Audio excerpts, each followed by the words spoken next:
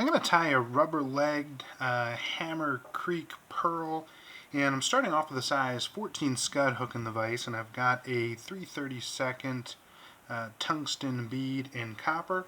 I'm going to add some additional weight to this with maybe 4 or 5 wraps of wire. I'll seat it in the bead and break off the excess. And the thread that I'm going to use for this is a 70, and this is in a fluorescent chartreuse. I'll start it behind the lead, take some wraps through to make sure I lock that in place.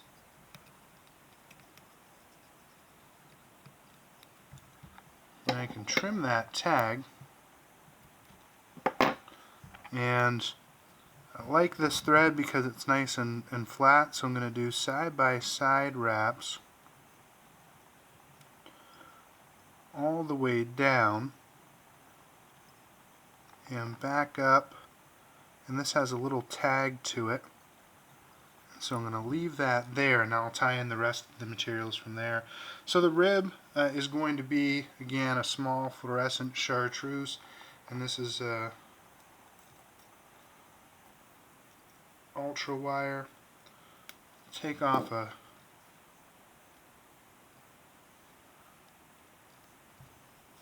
small piece and I'll tie that in. I'm working on that transition kind of as I go here, and then I'm also going to tie in my floss, or my tinsel rather, and this is a pearl tinsel that I'm going to wrap the body with. Make sure you take enough here to get you all the way back up the pattern, and then I'll tie these in together, again side by side wraps, paying attention to that wire, making sure that it's following the contour of the hook.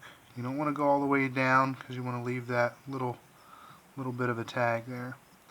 I'll come back up, and now I want to cover all that lead underneath and also work on that transition between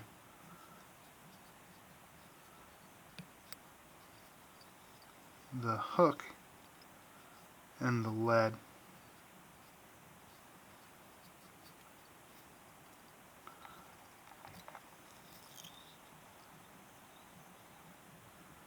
And when it looks pretty good, I'm going to leave my thread just beyond the point in the hook, and that's going to be where I'll tie in my material for my thorax, etc. But now I can wrap this body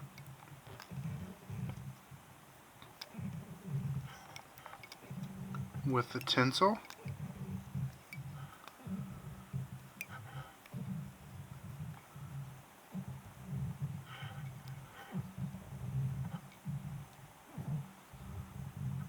And when I get to my thread, I can tie it off.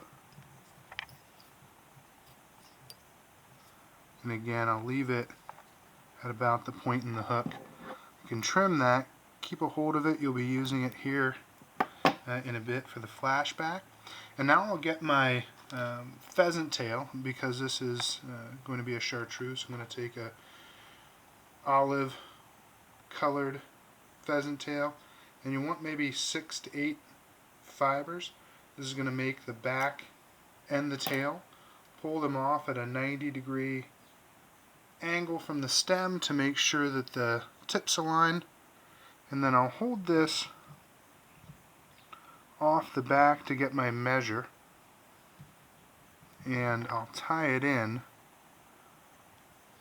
at the top, and I'll want to be sure that it's lined up in the center, so take some time to adjust that so it sits in the center.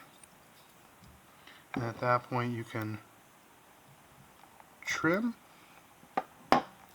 Now this part's a little tricky. You're going to use your wire to lock in that pheasant tail. I found it helps if you wet them a little bit and pinch them together as you go. First wrap's the most critical, and then as you go, nice even wraps the rest of the way up.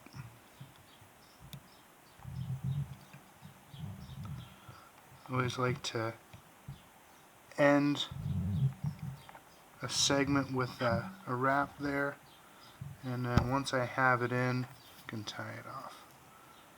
Break that wire, keep good tension with your thread, and you can just helicopter it off.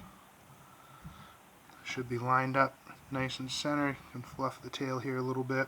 So now come back to your pearl tinsel that you cut off previously. You're going to tie that in.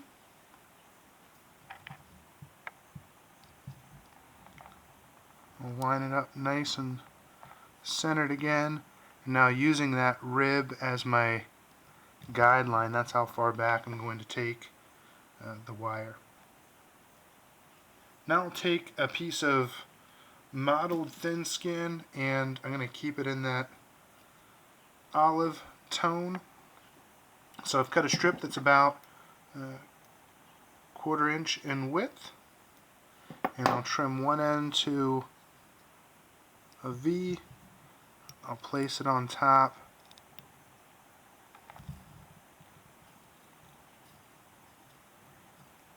And again, tie that in, making sure it's good and locked in.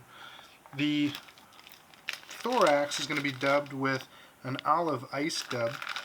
So I'll take a pinch of it and I'll dub this in a couple of stages. I'll put in a little bit and then I'll tie in my rubber legs and then dub a little bit more. So I'll take a modest pinch here, and you'll just want to dub the area, kind of that back third of the thorax. Now I can tie in my legs, and for that I'll use a really fine green rubber leg chartreuse, and I'll either set this on the side or double it over my thread to tie it in. Take some turns, situate it, get a rough length, trim, and then repeat the process on the other side.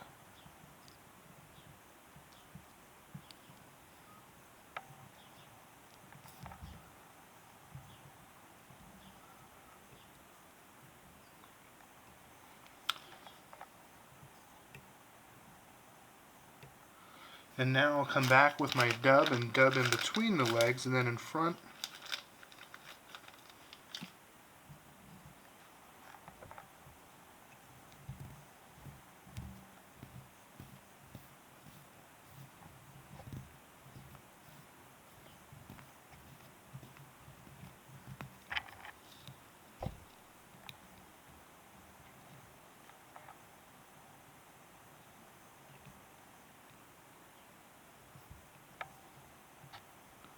Pull those front legs back. And one more little pinch should get me there.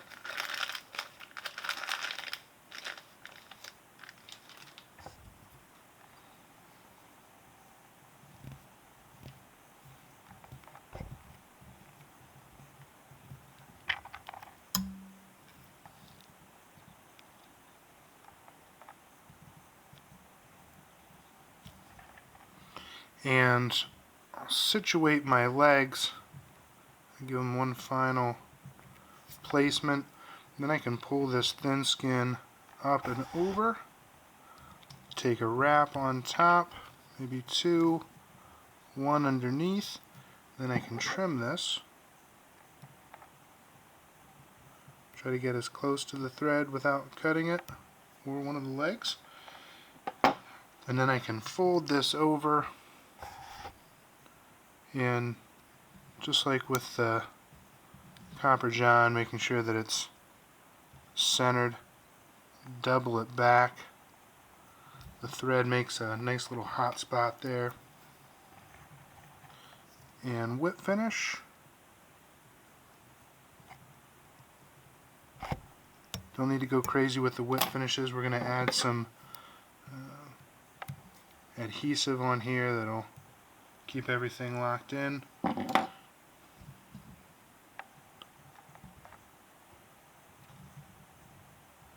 And I'll use the same product as I did for the Copper John. This is a Loctite product, but if you have clear Cure Goo or something like that that you want to use, feel free.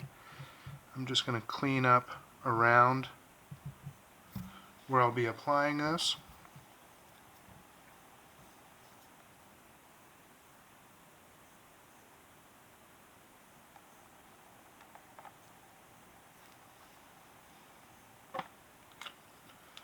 Put a drop on and I'll smooth this out.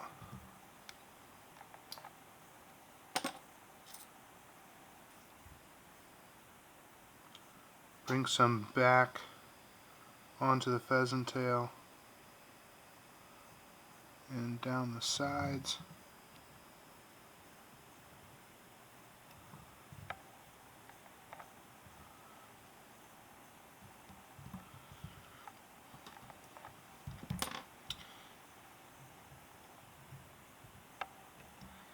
And that is the rubber leg version of the Hammer Creek Pearl.